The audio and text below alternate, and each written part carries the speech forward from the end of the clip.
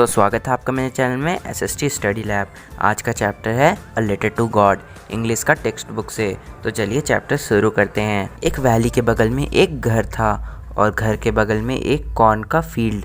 Corn के ऊपर सुंदर सा वाइट सा फ्लावर आया हुआ था और वो सब लेंचो का था। इस बार बहुत अच्छा हार्वेस्ट होने वाला था और बस उम्मीद थी तो बारिश की। एक वहाँ पे एक वोमेन थी जो कि सपर बना रही थी। यहाँ पे सपर का मतलब है डिनर, रात का खाना। वो स्काई की ओर देखते हुए कहती है कि लगता है कि आज हमें वाटर मिल जाएगा। लेंचो भी बहुत खुश हो रहा था कि चलो आज तो बारिश होगा ही। जो बड़े बच्चे थे वे खेत पे काम करते थे और जो छोटे बच्चे थे वहाँ पे वो बगल में खेल रहे थे। वो वोमेन सबको खाना खाने के लिए मतलब डिनर खाने के लिए बुलाती है। सब कोई डिनर खाने के लिए जाते हैं। कुछ आदमी रेन को एक्सपीरियंस करने के लिए घर से बाहर निकलते हैं, पर तभी एक आदमी दौड़ते हुए वापस आता है और कहता है कि ये रेन नहीं, ये तो बिग क्वाइंस है, मतलब बहुत ज़्यादा ह्यूज रेन ड्रॉप, बहुत ज़्यादा ह्यूज रेन ड्रॉप। तभी कुछ देर में वहाँ बारिश के साथ साथ विंड भी आ जाती है। बहुत ज़्यादा विंड ब्लो करने लगती है, आंधी आने लगती है और धीरे धीरे वहाँ पे हिल स्टोन भी गिरने लगता है। हिल स्टोन गिरता देख लेंचो अंदर ही अंदर दुखी होने लगता है। सोचता है कि अगर हिल स्टोन इसी तरह से गिरते रहा तो उसका खेत पूरा बर्बाद हो जाएगा। वो सोचता है कि हिल स्टोन जल्द से जल्द चला जाए, ये बारिश जल्द से जल्द रुक जाए, पर ऐसा नहीं होता है। कुछ घंटों की बारिश के बाद जब वो निकलता है घर से तो वो देखता है घर, गार्डन, हिल साइड और ख़ास करके वो जो कॉर्नफील्ड होता है वो पूरी तरह से हेल के कारण तबाह हो चुका होता है। लेंचो फील्ड के बीचों बीच खड़ा होकर कहता है कि ये जो रेन था ये तो सब कुछ बर्बाद कर दिया। वो फील्ड के बीचों बीच खड़ा होकर अपने बच्चों से कह रहा है, अपने सन से, अपने बेटों से कह रहा है कि ये जो रेन था ये तो सब कुछ तबाह कर दिया। इससे अच्छा तो ग्रास हॉपर था जो आता था तो कुछ ले जाता था, पर ये जो रेन आया ये तो कुछ भी नहीं छोड़ा, एक लीफ तक भी नहीं छोड़ा, सबका सब डिस्ट्रॉय हो गया। वो रात बहुत सॉरोफुल रात थी, मतलब बहुत दुख भरी रात थी लेंचो के लिए। और वो कह रहा था, वो मन ही मन सोच रहा था कि अब उसकी मदद कौन करेगा। लगता है इस साल उसे भूखे रहना पड़ेगा, उसे उसकी फैमिली को भूखे रहना पड़ेगा। लेंचो जो था उसे गॉड पे बहुत बिलीव था।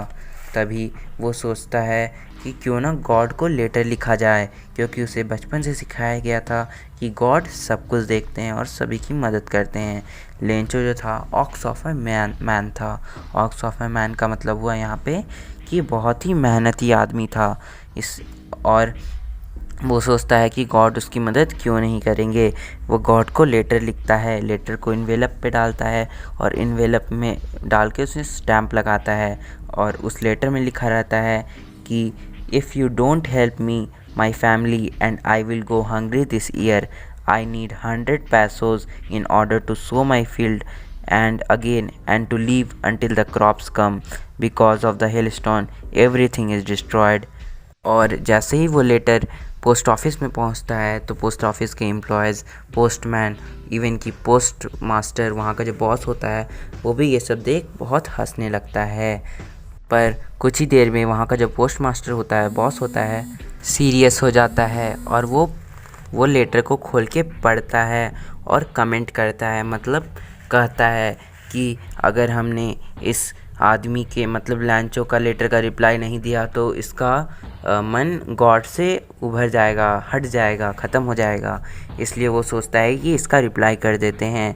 पर वो जानता था कि बस रिप्लाई करने से कुछ नहीं होगा, बल्कि लेंचो को कुछ और भी देना होगा, डैट इज़ 100 pesos। उसने लेंचो ने कुछ और भी मांगा था। वो क्या था? 100 pesos। तो वो अपने फ्रेंड से, खुद अपने पार्ट ऑफ सैलरी से और अपने एम्प्लॉयज़ से पैसा कलेक्ट करता है for charity, act of charity, मतलब लेंचो को पैसा प्रोवाइड करने के लिए, 100 pesos प्रोवाइड करने के लिए। वो तो ये जानता था कि ये संभव नहीं है कि वो 100 pesos कलेक्ट करके दे दे, पर वो चाहता था कि वो कम से कम आधा से तो ज़्यादा पैसा दे ही सकता है। इसलिए वो कलेक्ट करता है और उसका कलेक्शन में होता है टोटल 70 pesos और वो 70 pesos को लेटर में डाल करके रख देता है। अगला दिन जब लेंचो पोस्ट ऑफिस लेटर मांगने आता है तो पोस्ट मास्टर उसे खुद अपने हाथों से वो लेटर देते हैं।